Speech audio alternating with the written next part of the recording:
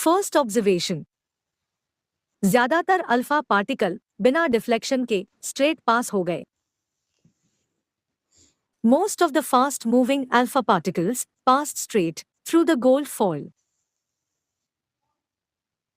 Second observation, कुछ alpha particles बहुत small angle पे डिफ्लेक्ट हुए। Some of the alpha particles were deflected by the foil by small angle. Third observation, लगभग हर 12,000 particle में से एक पार्टिकल गोल्ड फॉयल से टकरा के 180 डिग्री पे बाउंस बैक हुआ। Surprisingly, 1 out of every 12,000 particles appeared to rebound.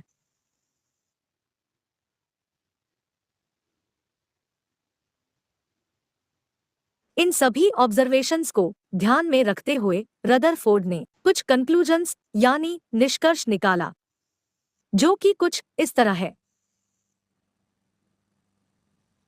ज्यादातर अल्फा पार्टिकल्स बिना डिफ्लेक्शन के ही गोल्ड फॉयल से पास हो गए, जिससे ये पता चलता है कि एटम का ज्यादातर हिस्सा एम्प्टी स्पेस होता है।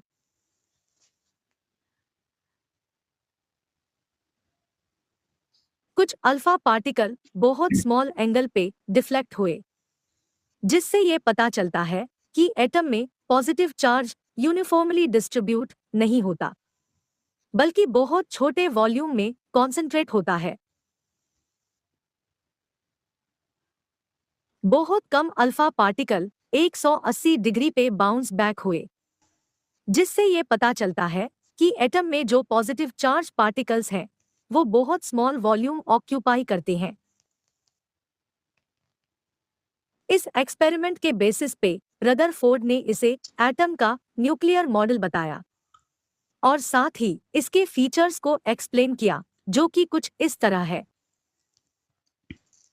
इलेक्ट्रॉन्स न्यूक्लियस के अराउंड सर्कुलर पाथ पे रिवॉल्व करते हैं। एटम में जो पॉजिटिवली चार्ज सेंटर है उसे न्यूक्लियस कहते हैं, और इस पॉजिटिवली चार्ज सेंटर पे एटम का कंप्लीट मास कॉन्सेंट्रेट रहता है।